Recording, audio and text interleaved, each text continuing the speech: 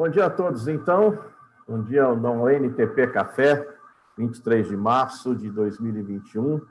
Estamos inicialmente com o prefeito de Salvador, Bruno Reis, quem a gente agradece a presença. A gente sabe que, por motivos aí dessa urgência que todo o país está vivendo, ele vai poder ficar conosco até às 10h30 somente. Daqui a pouco nós teremos a presença conosco do prefeito também de Aracaju, Edvaldo Nogueira. Então, vamos começar rapidinho este nosso encontro informal, como daqui a pouco o Cláudio Frederico, que é o vice-presidente da NTP, vai rapidamente explanar para a gente sobre isso. Eu apenas vou fazer um pequeno introito, primeiro agradecendo ao apoio da Mercedes-Benz do Brasil, da Frente Nacional de Prefeitos, da Associação Nacional das Empresas de Transporte Urbano, NTU, do Fórum Nacional de Secretários e Dirigentes de Mobilidade Urbana, da Fabos, da Anfávia, e também o apoio da Transdata, que tem nos sido bastante parceiro na questão tecnológica. As perguntas poderão ser encaminhadas através do chat do YouTube, e à medida que a gente tiver condições, elas serão feitas aqui, ou pelo Cláudio, ou por mim, para os dois prefeitos, ambos, ou para o caso de algum deles, caso seja uma pergunta direcionada. Bom, passo a bola, então, rapidinho para o Cláudio Frederico, para que ele possa dar início a essa terceira edição do ANTP Café. Bom dia. Eu diria que nós estamos diante de um paradoxo, Bruno, que é o seguinte: nós estamos no terceiro café, e gostaríamos de estar, a essa altura, conversando sobre o futuro, quer dizer, conversando sobre o futuro muito além dessa pandemia que nós estamos vivendo e da crise especial. Nós gostaríamos de estar conversando sobre a crise normal do transporte público. Eu diria que o transporte público está até com saudade da sua crise usual, e não dessa excepcional que nós temos aqui. Eu diria que, apesar desse desejo, é inevitável, é como aquela história de um elefante na sala. Se nós estamos numa sala com um elefante, vai ser difícil a gente não falar do elefante. Então, o elefante, que inicialmente nós tínhamos dado o título aqui como sendo a tempestade perfeita pode ser evitada, na última hora nós mudamos para a tempestade perfeita pode ser superada, porque a tempestade perfeita já aconteceu. Eu não preciso dizer isso a prefeitos como você, que está exatamente nessa situação. Então, a grande pergunta hoje é essa: a tempestade perfeita pode ser superada? E como você vê que os prefeitos, de certa forma, muito solitários nessa missão, porque, infelizmente, a guerra não foi assumida como deveria pela nação inteira, tem sido uma luta na linha de frente, vamos chamar assim. Como é que nós podemos salvar alguém que está nadando e se afogando no meio de uma piscina e que um monte de gente diz que a solução é ele ter aulas de natação? Mas, antes disso, é possível que ele já tenha morrido. Então, a questão é essa: como nós podemos superar, no transporte público, na mobilidade, essa tempestade perfeita?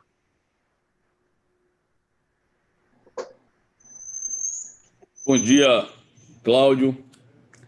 Bom dia, Alexandre. Quero agradecer a vocês que realizam o ANTP Café pelo convite.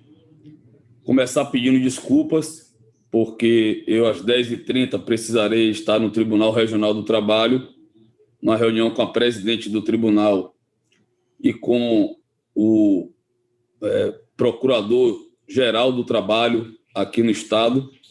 E aí vim para tratar de quê? Transporte público. Vou para essa audiência para nós tratarmos do problema que Salvador enfrenta nesse momento. Não tenha dúvidas que, depois da pandemia, o problema do transporte público é o maior problema de todos os gestores do Brasil em cidades acima de 200 mil habitantes. Tenho conversado com colegas prefeitos de capitais, temos conversado com colegas prefeitos aqui da Bahia, e todos estão enfrentando graves problemas no transporte público, em especial no transporte de pneus, do ônibus. Em breves palavras, contando o histórico aqui de Salvador, antes da chegada do prefeito Assemineto em 2013, nós tínhamos empresas que funcionavam sem contrato, tinham permissão, ao invés de ser uma concessão pública. O prefeito organizou essa licitação, fez a concessão do sistema, dividido em 3 áreas. Então, tem 3 bacias, houve uma fusão dessas empresas em 3, e elas estavam tocando a gestão do transporte público nessas áreas. De lá para cá, nós tivemos uma série de avanços. Então, houve a integração do sistema, o bilhete único. Pessoa que em Salvador pega, durante o intervalo de 2 horas, qualquer modal de transporte pagando a mesma tarifa. Nós instituímos o domingo é meia, todo mundo paga metade no domingo. O ônibus na madrugada, que não tinha. Nós botamos todos os ônibus com um sistema de GPS, onde as pessoas, através de um aplicativo Citamob, conseguem identificar onde o ônibus está para aguardar menos tempo no ponto, ficar menos tempo exposta, só vai para o ponto quando o ônibus está chegando. Esse é o aplicativo mais baixado na cidade. E nós começamos uma política para instituir ônibus com ar-condicionado. Estávamos aí com 30% da frota já com ar-condicionado. E aí veio uma série de fatores que contribuíram para a crise do sistema. O primeiro fator, desde 2013 lá, aquelas manifestações, vocês lembram, reagindo ao aumento da tarifa e, consequentemente, uma crise econômica que o país enfrentou, com cassação de presidente, com uma série de escândalos que até hoje não permitem que a nossa economia seja restabelecida. Então, nós tivemos aí uma série de outros modais que vão surgindo e vão tirando passageiros do sistema. Aqui em Salvador, o exemplo do Uber tirou muito passageiro do sistema, porque juntam 2, 3 moradores que trabalham no mesmo local, em local próximo, e vende Uber de forma mais barata, mais segura e com mais conforto. O próprio mototaxista que nós regulamentamos aqui também tirou passageiro do sistema. Paciente, porque está em plena pandemia, acaba aí estando com essa palavra na boca. Então, tirando mais passageiro. Surgiu também nos bairros aqui um comércio próprio, uma vida própria. Então, por exemplo, a gente tem aqui no centro da cidade a Barroquinha, que tradicionalmente era um local onde as pessoas vinham comprar roupa mais barata, diversos artigos que você só achava aqui. Hoje não, hoje surgiu um comércio nos bairros. Todos os bairros têm uma vida comercial muito ativa, serviços. As pessoas só vêm à procura de serviços no centro da cidade quando não acham nos bairros. E hoje, praticamente, todos os serviços estão lá. E aqui em Salvador, teve uma situação especial que agravou ainda mais a crise do sistema de transporte de ônibus, que foi a repartição da tarifa entre o metrô e o ônibus. Aqui, o metrô fica com 61% da tarifa e o ônibus com 39%. E o ônibus tem uma operação muito mais cara, tem motorista, ainda temos cobrador aqui, tem combustível, que só no último mês aumentou 30%. Nós temos manutenção. E aí, isso gerou um desequilíbrio muito grande no sistema. Com a chegada da pandemia, nós tivemos que reduzir a frota, porque houve uma redução expressiva no número de passageiros transportados, mas sempre nós mantivemos uma frota superior ao número de passageiros transportados. A gente sempre manteve uma frota 20% acima da demanda, para justamente evitar aglomerações. A gente sabe que o transporte público é um dos principais vetores de transmissão, infelizmente, porque nesse meio de pandemia é onde ocorre uma proximidade maior das pessoas, e isso gerou um desequilíbrio ainda maior no sistema, a ponto de uma bacia dessas que, também por má gestão, isso precisa ser reconhecido, ia quebrar em junho e a prefeitura teve que fazer intervenção. Hoje nós estamos sob a intervenção, já estamos em 9 meses. Temos que sair da intervenção, que ela é um prazo máximo de 1 ano. E, para vocês terem ideia, não tem nenhum operador interessado em assumir a gestão dessa bacia por 2 motivos. Primeiro motivo, porque há risco de sucessão empresarial, então tem passivo trabalhista e passivo tributário, e também porque a operação de Salvador ela é conhecida, diante dessa repartição da tarifa, como talvez a operação mais deficitária do Brasil. A ponto da prefeitura, se concluir a intervenção pela caducidade do contrato, a prefeitura muito provavelmente terá que prestar diretamente esse serviço. Imaginem, né, vocês que são da área, conhecem, a complexidade que a prefeitura prestar diretamente esse serviço, seja para a contratação de pessoal, para garantir a continuidade, não ter descontinuidade do serviço, seja os insumos que compõem o transporte público, desde a manutenção, como exemplo, uma retífica de uma caixa de marcha. Né? Então, nós estamos estudando a melhor possibilidade, mas não descartamos essa possibilidade como a única alternativa restante, existente, para que aí a prefeitura cumpra o seu papel, que é prestar o serviço de transporte público, né?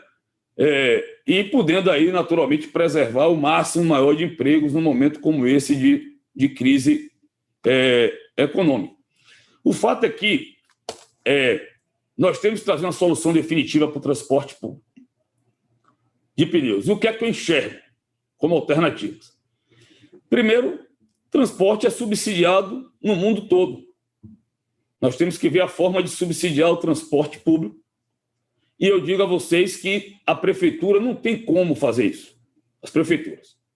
Olhem vocês, nós nunca colocamos na história da cidade recursos do transporte público. De março para cá, só nessa intervenção são 90 milhões que a prefeitura já colocou. E no desequilíbrio das outras bacias, das outras 2, mais 37 milhões. Colocou em um período de 1 ano 127 milhões. Hoje mesmo, ia ter uma paralisação de uma outra bacia, porque eles não estão conseguindo pagar os salários dos trabalhadores. Então, tinha que pagar aí a vintena, não estava conseguindo pagar, ameaçaram paralisar e eles pagaram.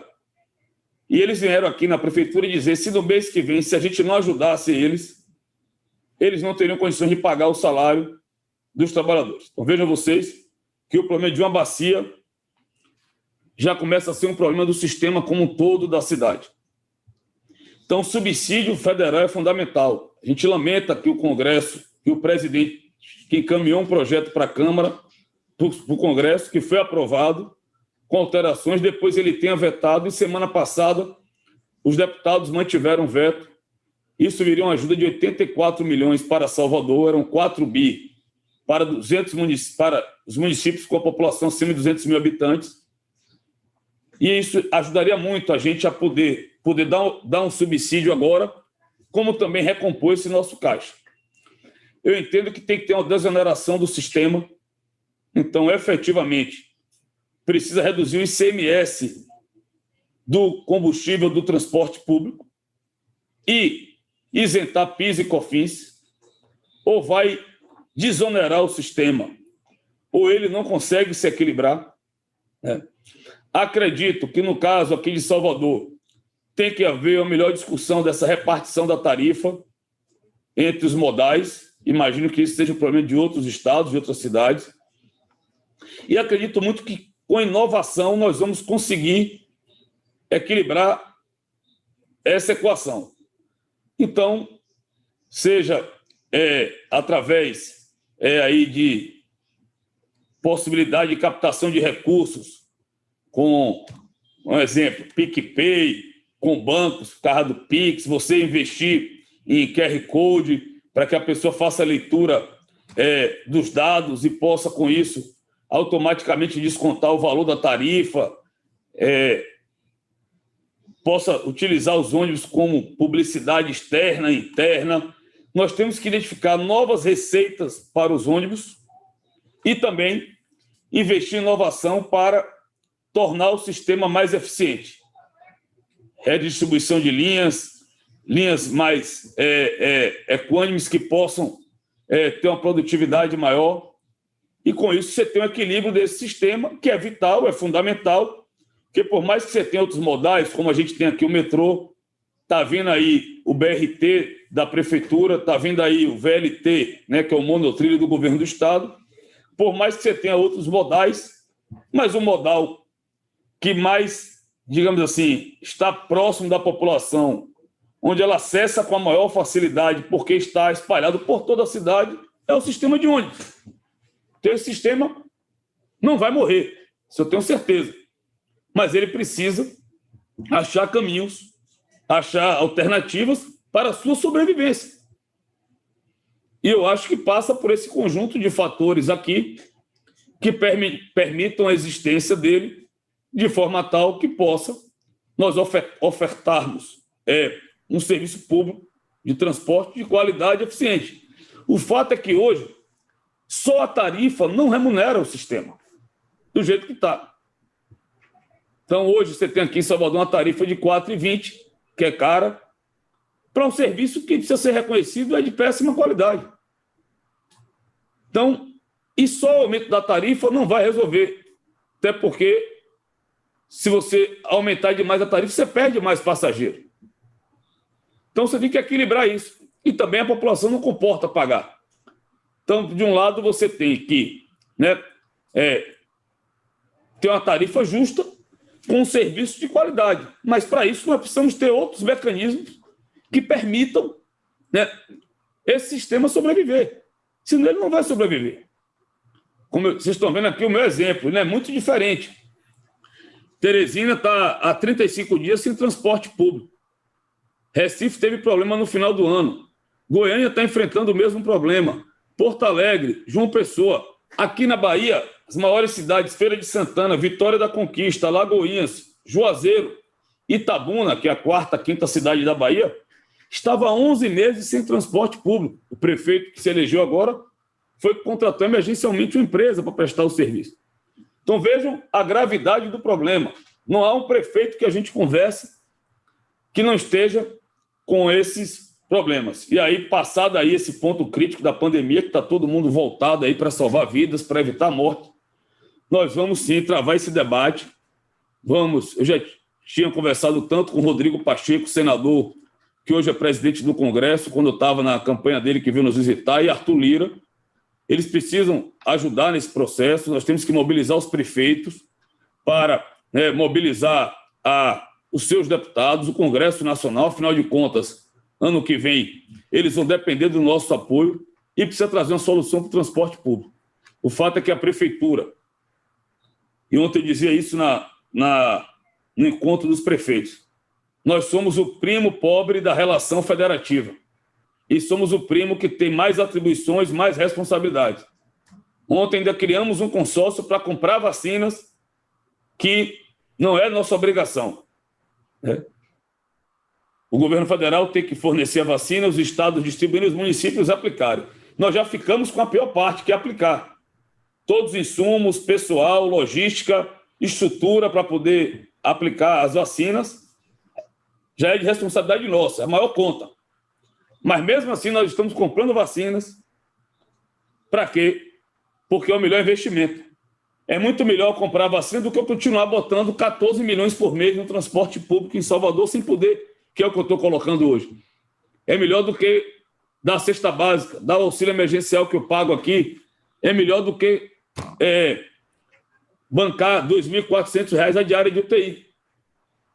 Não tenha dúvida, do ponto de vista financeiro é muito melhor, sem se falar que o objetivo maior de tudo que nós fizemos até aqui, até as consequências, os efeitos colaterais da pandemia, seja na educação e seja no transporte público, com o objetivo maior do que de salvar vidas, que é o que norteia a nossa missão aqui, maior, enquanto prefeito, num momento de crise sanitária como essa.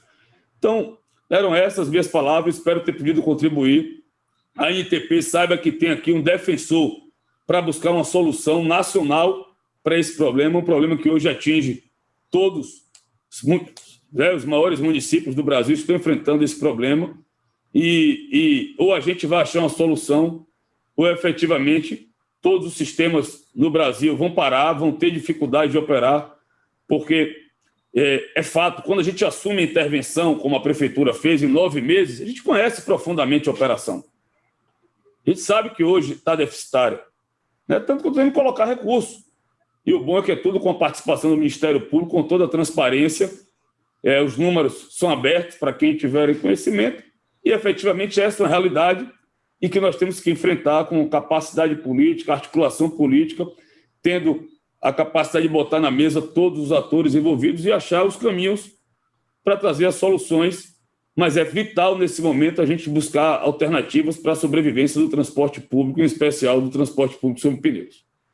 Eram essas nossas palavras aí, espero ter podido contribuir e peço mais uma vez desculpa, mas estou indo para a Justiça do Trabalho para tratar da intervenção aqui dessa bacia, justamente para resolver o problema de transporte público. E aí a presidente nos convidou para essa reunião hoje, 10h30, com o Ministério Público do Trabalho, para tentar achar alternativas, caminhos, para sair dessa difícil situação que nós estamos aqui em Salvador.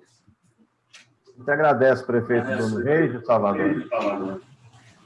E também, já entrou há algum tempo, está conosco aqui, Edivaldo Nogueira, prefeito de Aracaju, que também, como o Bruno Reis falou agora há pouco, é um dos que está tendo que enfrentar a dificuldade, né, a gravidade aí da situação que o transporte coletivo hoje atravessa.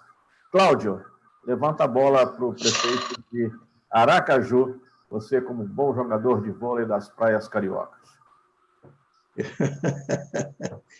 Faz anos, hein? Faz anos. Edivaldo, bom dia para você. Boas-vindas aqui ao nosso café.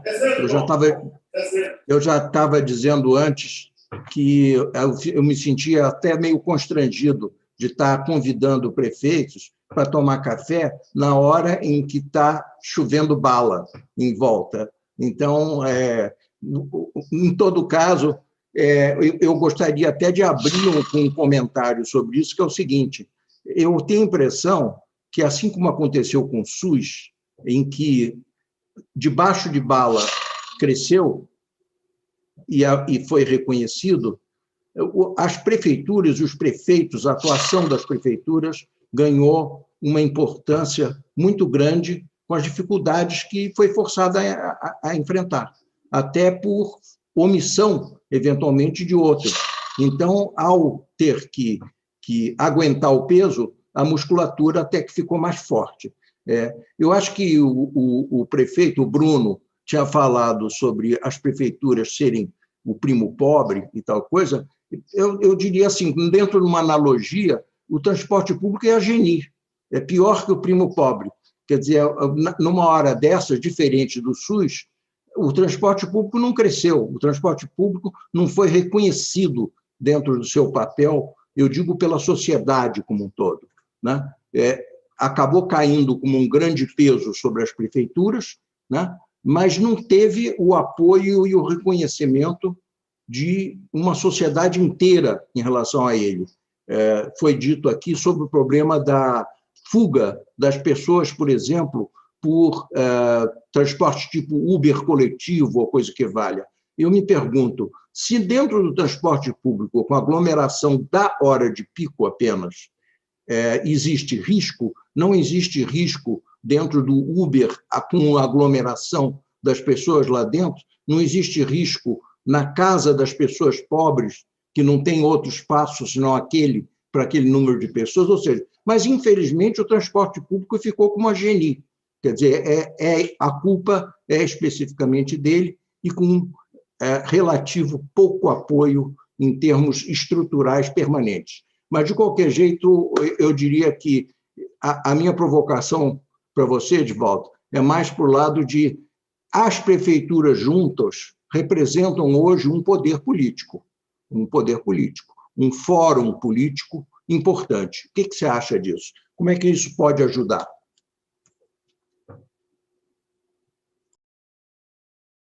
Bom dia, Alexandre, bom dia, Cláudio. Eu quero parabenizar e dar um bom dia ao meu querido amigo Bruno Reis, prefeito de Salvador, que está enfrentando essa grande batalha. Estamos juntos. E aqui, vizinhos, né? Nós somos vizinhos, quase, né? Aqui um mesmo povo, uma mesma gente. E é uma felicidade estar aqui participando desse debate com o Bruno, que foi 8 anos vice-prefeito e agora está assumindo a prefeitura, numa bela vitória e fazendo um grande trabalho nessa capital extraordinária que é Salvador, né, que é a capital de todos nós, né, como o Rio de Janeiro. Todo mundo é um pouco soteropolitano. Obrigado. Olha, eu quero dizer... Obrigado também pelo Rio de Janeiro. Tá? Rio também. Rio e Salvador são as cidades que todo brasileiro gosta. É impressionante como todo mundo tem uma pontinha de carioca e de soteropolitano. Então, quero dizer o seguinte, de fato, nós estamos enfrentando um momento muito difícil, né? Eu vou começar por onde Bruno encerrou, que é a inversão do federalismo brasileiro, né? Nós vivemos um federalismo às avessas. Por que eu digo isso? Porque você tem um país tripartite, um país republicano, com governo central, estados e municípios, que o governo central concentra 66% da renda, dos tributos, da arrecadação de impostos. Os estados ficam com cerca de 22%, 21%, às vezes diminui um pouco do governo federal para 65%, e os municípios variam ali de entre 16% e 18% de tudo que se arrecada no Brasil. E que a Constituição de 88, quando nos colocou como entes federados, ela nos colocou como entes federados, nos dando prerrogativas e trabalho, acrescentando o que já se tinha, que é SUS, que virou praticamente quem toca o SUS na ponta são os municípios. O sistema de transporte, quem toca são os municípios. O sistema da assistência social, quem toca são os municípios. E as cidades, que as demandas da urbanização brasileira ficou a cargo praticamente dos municípios, né? A não ser obras muito estruturantes que o governo federal, bancos ou instituições que entram. Mas os municípios, né, ficaram com esse tamanho, essa quantidade de serviços, e ficaram com 18% da receita. Então, isso vai, né, vão passando os anos e nós vamos chegando aos estrangulamentos.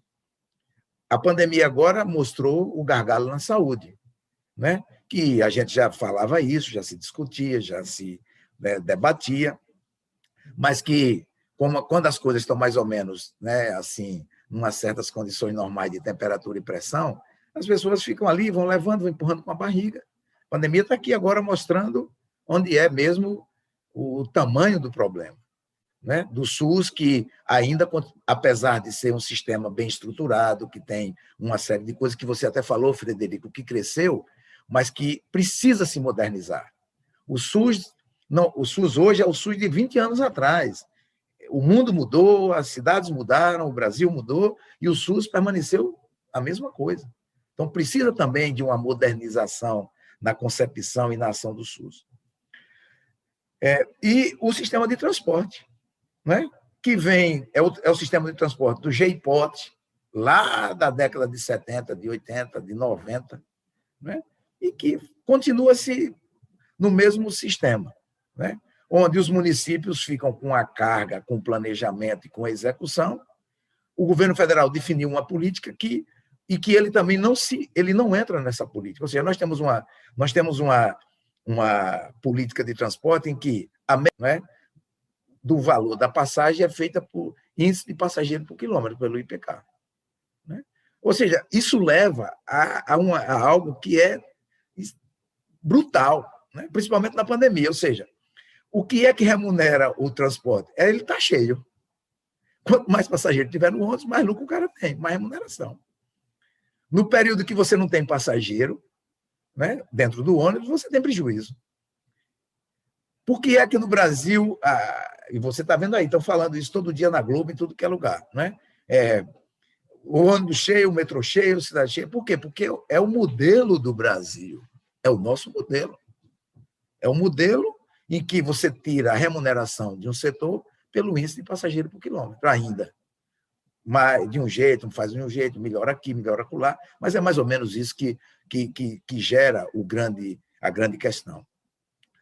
Ora, isso precisa mudar. Isso precisa mudar. Não pode ser o índice de passageiro por quilômetro que dê ao transporte coletivo a sua remuneração. Tem que vir outras remunerações. O Bruno já falou isso. Eu vou apenas repisar nessa mesma tecla, né? Precisa de outras remunerações. E quais são as remunerações que eu considero? Eu acho que tem que ter um fundo nacional do país, do Brasil. Não adianta medidas... vou aqui chamar muita... Tá, Bruno, aí, ele falou, está botando 14 milhões por mês no transporte coletivo de Salvador. São Paulo bota, sei lá, quantos milhões por mês. Campinas, Jonas bota não sei quantos milhões. Outras cidades botam não sei quantos milhões por mês. O que é que adiantou isso? Resolveu o problema? Não resolveu. Porque não resolve. O problema não vai ser resolvido por aí. É tanto que, quando, no início da pandemia, eu tive uma discussão com os empresários aqui do transporte, e eu disse isso a eles, que eu estou dizendo aqui a vocês dessa forma que eu estou falando. Não vai adiantar a prefeitura comprar vale transporte, aumentar, antecipar vale transporte de 1 ano. E vai adiantar o quê? Daqui a 1 ano, tem 1 ano já, tinha acabado, era crise, a crise estava maior. Né? Estava maior. Porque não é por aí, na minha opinião, que nós vamos chegar a enfrentar, a encontrar um problema, a resolução do problema. Precisa de um modelo nacional, respeitadas as individualidades. Por exemplo, aqui em Aracaju é uma cidade que o sistema de transporte é parecido, né, com o de Curitiba, falando a visão. Né? É que aqui você tem 4 cidades no sistema metropolitano que elas que circulam com uma única passagem. A passagem aqui é R$4 e todo mundo circula nessas 4 cidades. Aqui você tem terminais de integração que integra todas as linhas. Então, e a cidade de Aracaju, o cidadão ele pode, se ele quiser, que de manhã ele se acorda, ele roda a cidade 10 vezes com a mesma passagem, sem sair do ônibus de um lugar para o outro. Né? Esse sistema precisa de R$4 para ser remunerado. Né? E a gente sabe que opera ali na beirinha mesmo, agora na pandemia, com dificuldades, com prejuízo, ou com um equilíbrio muito precário, e que vai, mais dia, menos dia, vai fazer água. Não precisa ser grande economista, que eu não sou, né? Precisa só olhar como as coisas funcionam. Né?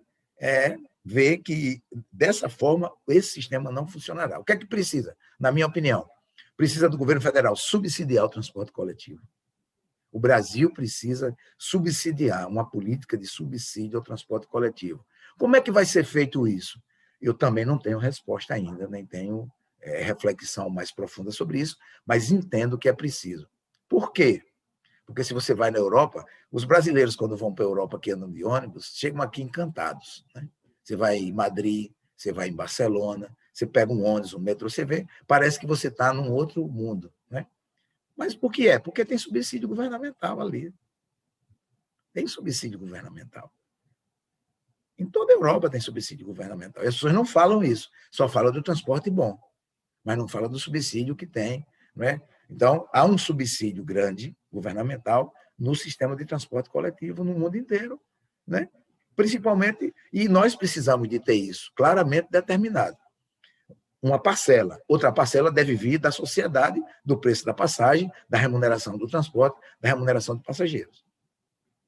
E devemos buscar receitas adicionais, que isso que o Bruno falou, né? De tecnologia agregada, de propaganda, publicidade, serviços que possam ser prestados, outro tipo de coisa que a gente vai ter que avançar.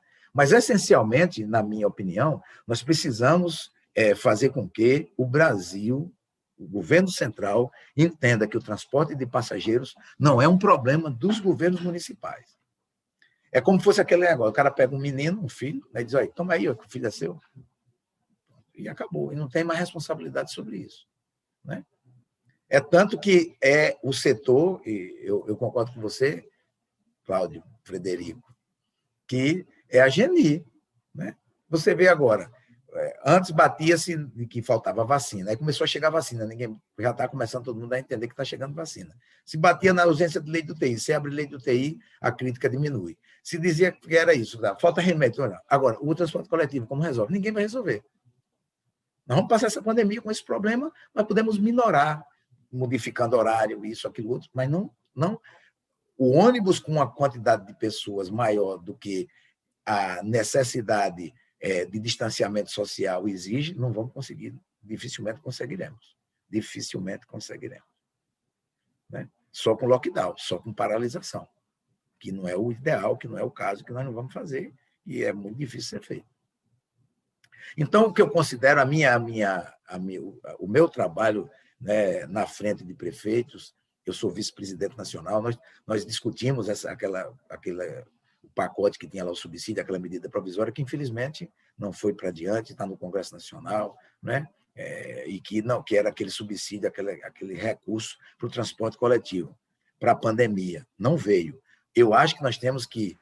A pandemia declinou um pouco, as coisas começarem a voltar para a normalidade, é minha intenção voltar à discussão desse tema na Frente Nacional de Prefeitos. Nós, prefeitos, temos que retomar essa questão, porque Bruno já fez um quadro, e eu não vou repetir para não ficar repetindo as mesmas coisas, mas dizer que é um quadro, vamos dizer assim, muito sombrio a curto e a médio prazo. Né? A curto prazo já seria uma quantidade de cidades com problemas muito graves e outras que não estão ainda vão entrar, como é o caso de Aracaju. Aracaju vai entrar também. É só a fila. Estamos numa fila. É um efeito dominó que vai bater no Brasil inteiro. E que é preciso, então, que a gente pegue esse tema com grande responsabilidade. Né? O que é que precisa resolver no setor de maneira de gestão empresarial das empresas? Vamos discutir. O que é que precisa discutir do ponto de vista do subsídio? Vamos discutir. O que é que os municípios precisam fazer, podem fazer? O que eu acho assim, nós temos o sistema de saúde do Brasil que é dirigido centralmente. Os estados têm sua responsabilidade, os municípios têm sua responsabilidade.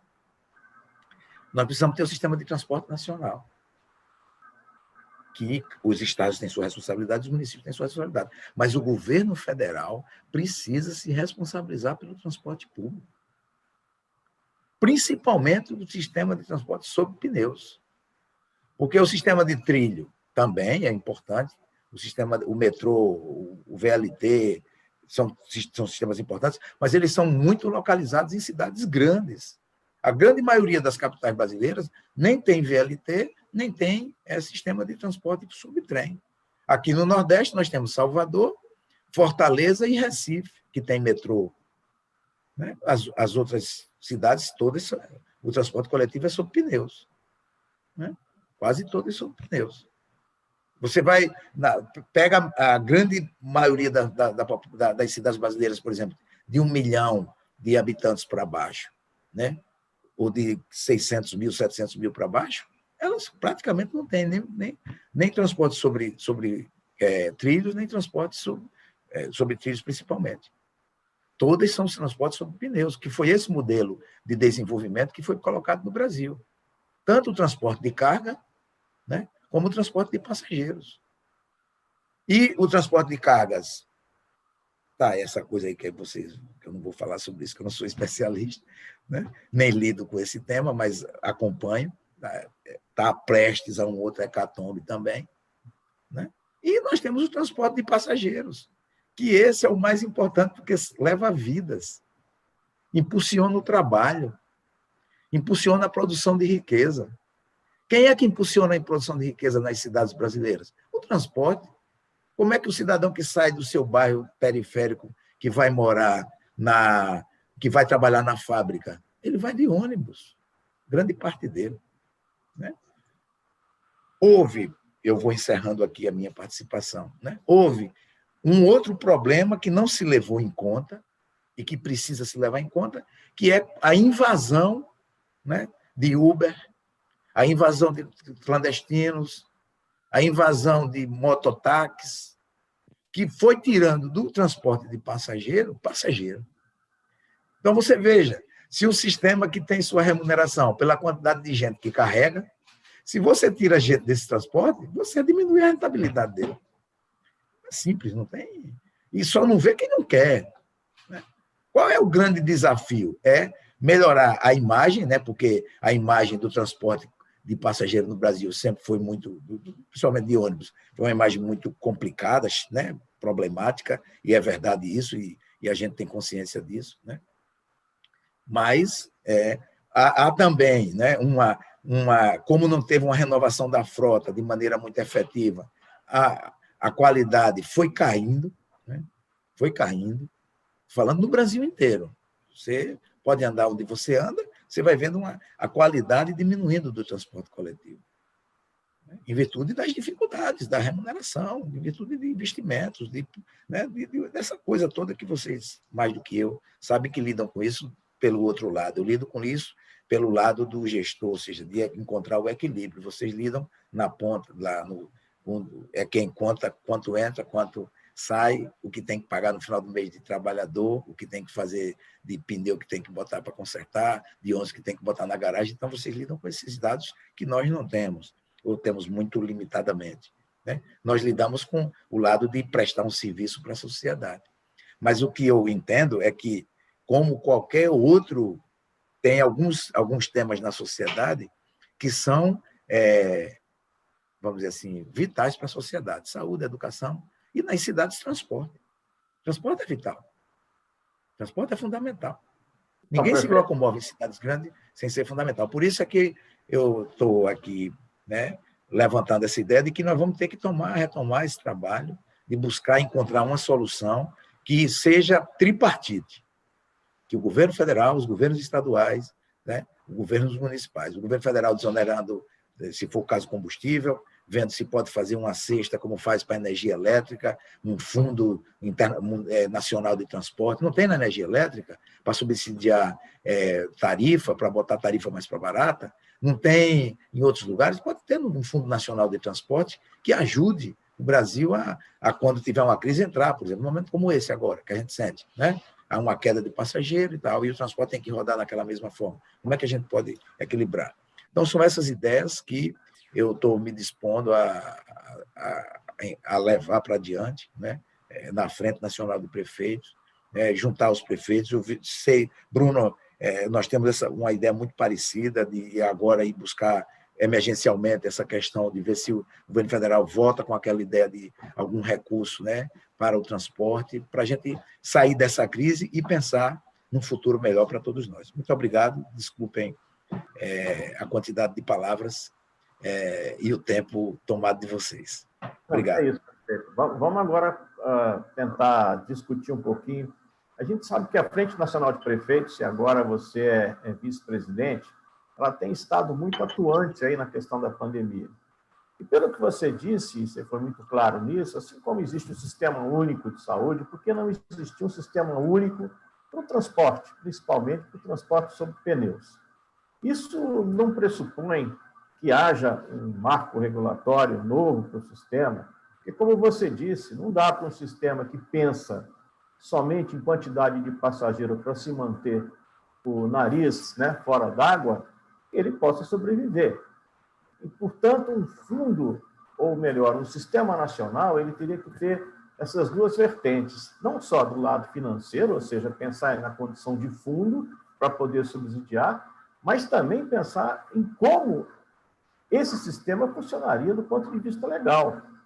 Quer dizer, não basta só o dinheiro, tem que ver também a questão do funcionamento do sistema nas cidades. Como é que o senhor pensa a respeito disso? O que a Frente Nacional de Prefeitos, e parece que ficou muito claro, até depois do que o prefeito Bruno de Salvador falou também, não está muito claro que os prefeitos serão fundamentais nessa luta daqui para frente?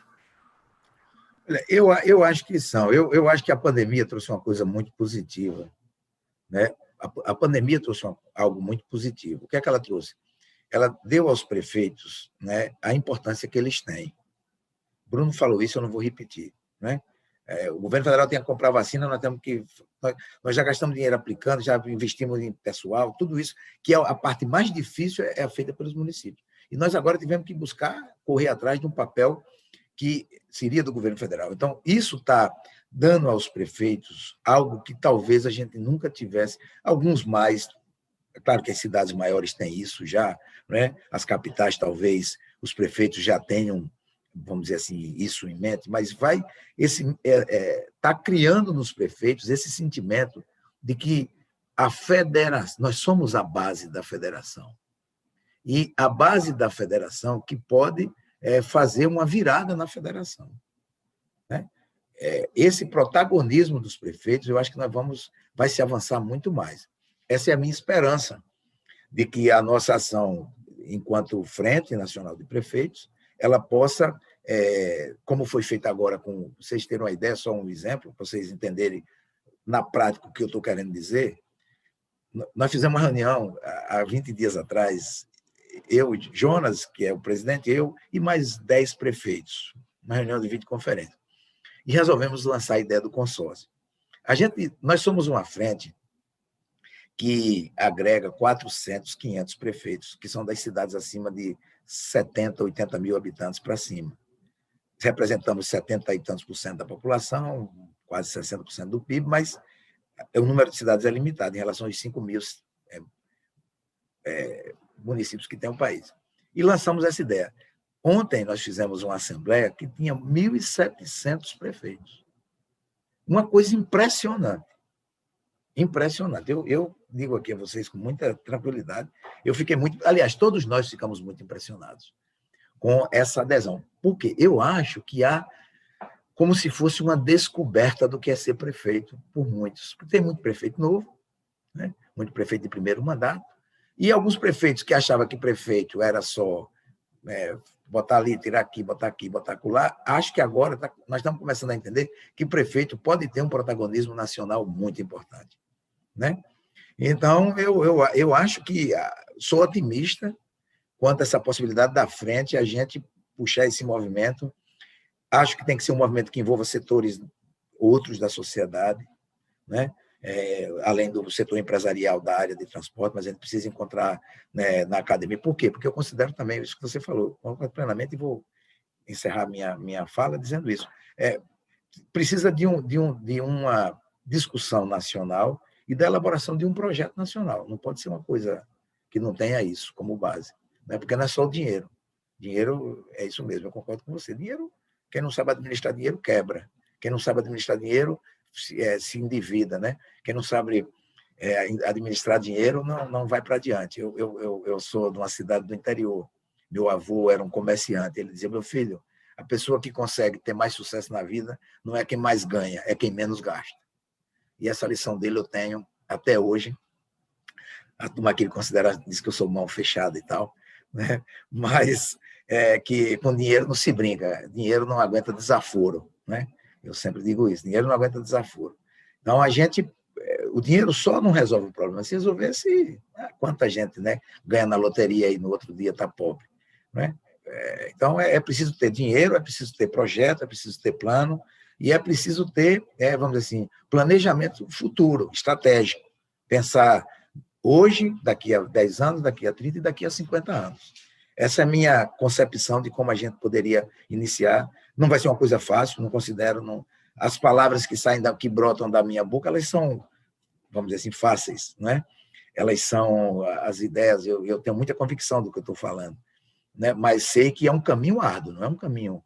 Não estou aqui oferecendo, né, o caminho do céu, mas acho que a gente pode, se tivermos um consenso entre prefeitos, empresários e outros setores da sociedade, a gente pode dar passos significativos em busca desse caminho que mais dia, menos dia vai ser necessário. E é melhor começarmos agora do que começarmos quando o negócio já estiver degringolado. Cláudio, como o prefeito bem disse, é melhor começar agora, antes que a gente já esteja a caminho do velório. Bom, eu queria fazer uma colocação interessante, que é o seguinte: minha origem, Edivaldo, é o metrô. Eu fui o primeiro gerente de operação do metrô de São Paulo e o primeiro diretor de operação do metrô do Rio. Quer dizer, foi a primeira vez que nós estruturamos um produto novo chamado metrô. O metrô é um sucesso porque ele partiu de uma terra virgem. Quer dizer, ele começou dizendo assim: o que é necessário para ter um bom produto é isso. Então, me deu dinheiro para fazer isso, tá? E depois, dificilmente, ele abre mão desse princípio. Ele é feito, vamos dizer assim, aviação. O avião não voa se tiver algum defeito, né? Então, isso tem sustentado a qualidade. Ora, isso tem um custo. O custo disso é, por exemplo, o que o Bruno falou em Salvador. Quer dizer, o metrô exige 60 e poucos % da tarifa total. Por quê? Porque ele tem o poder de força da qualidade. Ele diz, tenho qualidade, eu não sou a Geni, eu tenho os meus apaixonados por mim, e essa é a minha força, né? Então, o grande problema é conseguir romper esse mesmo círculo vicioso negativo do lado do transporte de pneu. Quer dizer, o que precisa é isso. Foi bem colocado o fato de que o modelo de remuneração por passageiro não funciona mais. Aliás, está dando problema até no metrô, né? Até a que não é Geni, a cocota lá do metrô já está tendo seu problema também, né? Mas, de qualquer jeito, com ônibus não tem jeito, né? Então, é preciso descobrir fontes novas para poder haver um subsídio, ou seja, para que o ônibus rompa esse ciclo negativo do patinho feio, quer dizer, para que ele se embeleze, ele precisa ter folga de recursos e planos para poder fazer o que o público dele quer. Quer dizer, ele precisa atender o cliente dele, que é o passageiro. Mas, para isso, ele precisa ter folga. Para ter folga, ele precisa obter recursos. Um sistema nacional, que eu diria, não é um sistema nacional de prover transporte, é um sistema nacional de financiar e de discutir e melhorar o transporte nacional, um programa nacional de transporte público é indispensável. Agora, de onde viria o dinheiro? Eu diria o seguinte, as novas fontes deveriam vir dos mesmos locais que tiram os passageiros. Quer dizer, se o transporte por ônibus perde passageiros para o aplicativo, se ele perde o passageiro para o carro particular, se ele perde o passageiro... Então, é daí que tem que vir parte dos recursos para melhorar o ônibus. Quer dizer, é um equilíbrio. É tirar daqui para a Geni poder ficar mais bonitinha. Então, esse é o primeiro movimento indispensável para a gente poder depois competir. Segundo movimento, se o lado de cá está invadindo os passageiros com novos produtos, é preciso que o ônibus também saia do sua mesmice e invada o território do de lá.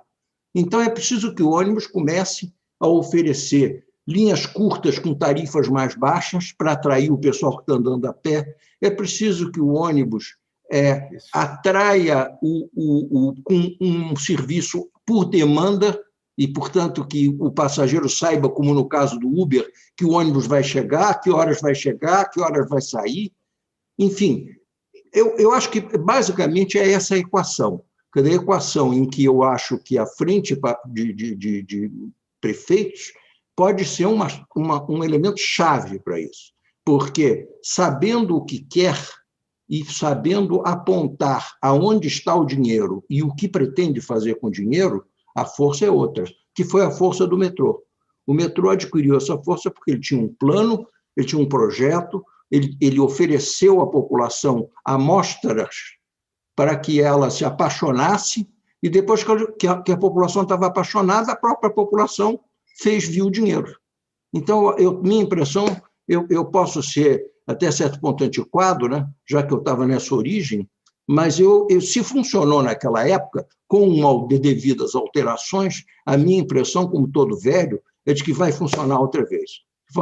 Essa é a minha contribuição.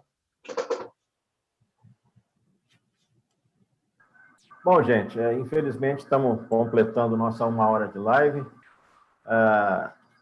Acho que foi muito legal a participação de 2 prefeitos de capitais importantes do Nordeste do país, até porque nessa terceira edição a gente inaugurou, né, esse novo ciclo. Até então a gente tinha falado com prefeitos do Sul, Sudeste do Brasil.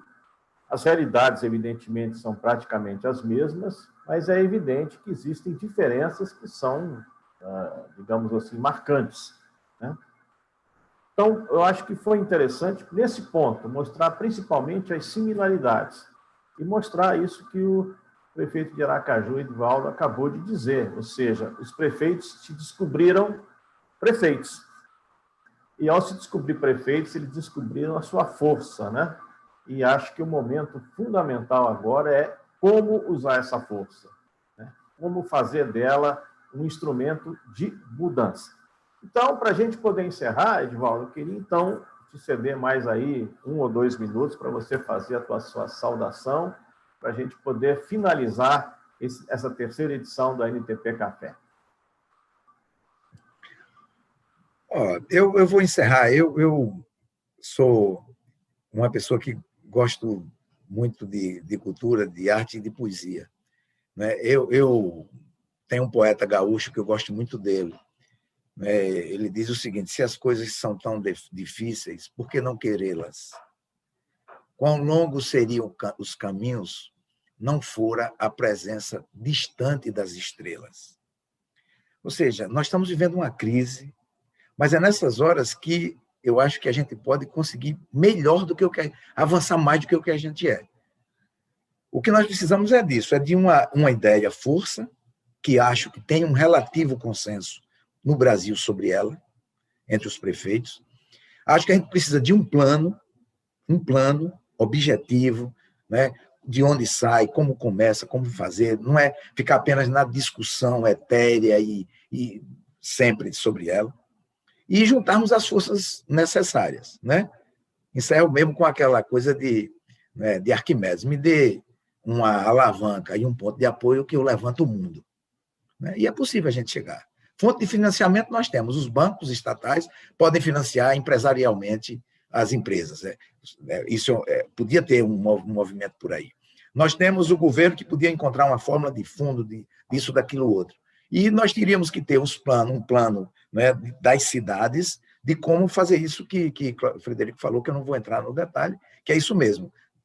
As empresas precisam também se modernizar, evoluir e buscar passageiros, encontrar fórmulas de se tornarem atrativas, né? Os ônibus, a maneira como circulam nas cidades. Então, acho que se a gente conseguir colocar tudo isso num papel, com começo, meio e fim, eu tenho a impressão que a gente vai conseguir ter êxito, porque sinto que a pandemia trouxe, se a pandemia, de tudo que ela trouxe de ruim, ela trouxe, eu acho que para os prefeitos, uma coisa muito importante, é que os prefeitos descobriram que podem fazer, que podem realizar e podem fazer muito bem, talvez até melhor do que os organismos centrais. Eu encerro dizendo que, na minha concepção, o século XVI e XVII foi o século dos impérios, o século XX foi o século da nação, e acho que o século XXI é o século das cidades. As cidades serão protagonistas do futuro. Eu tenho essa impressão. E espero que a gente possa ser também protagonista nesse novo momento no transporte coletivo do Brasil. Agradeço, obrigado pela possibilidade de falar com vocês e estou sempre aí para bater papo e conversar quando vocês precisarem e quiserem. Obrigado. Bom dia. Bom dia, muito obrigado, Edivaldo. Queria agradecer a presença também do prefeito Bruno Reis de Salvador. Queria mais uma vez agradecer o apoio que a Transdata nos deu para que esse evento pudesse se realizar, aos nossos apoiadores institucionais, a Mercedes-Benz, a Frente Nacional de Prefeitos, a NTU, o Fórum Nacional de Secretários e Dirigentes de Mobilidade Urbana, a FABUS, a Anfávia, e, é claro, eu deixo para a pessoa mais velha aqui do encontro, né, a mais idosa, para que ela faça o ensinamento, então, né, Cláudio? Já tomou vacina, Cláudio? Eu já tomei a primeira vacina. Tomei a primeira dose. Mas agora estou esperando a segunda. Eu fui até o Butantan porque eu queria tomar a Coronavac, que é mais rápida a segunda, né? Cheguei no Butantan, tive que tomar da AstraZeneca. Eu digo, pô, parece ir a Brahma e tomar uma outra cerveja. Mas, de qualquer jeito, estou a caminho. Eu acho que eu só queria dizer, Edivaldo, agradecer realmente e dizer que há um coração nordestino também aqui. Meus avós eram pernambucanos. Ele fala que essa sessão aqui, com duas capitais importantes do Nordeste, sem dúvida nenhuma, para mim, é sempre gostoso ouvir as pessoas do Nordeste. Tá? Muito obrigado, viu? Muito obrigado. Então, agradeço a todos que nos prestigiaram aí com a sua audiência. Muito obrigado e até o próximo 4º NTP Café, que a gente vai programar no mês de abril. Muito obrigado.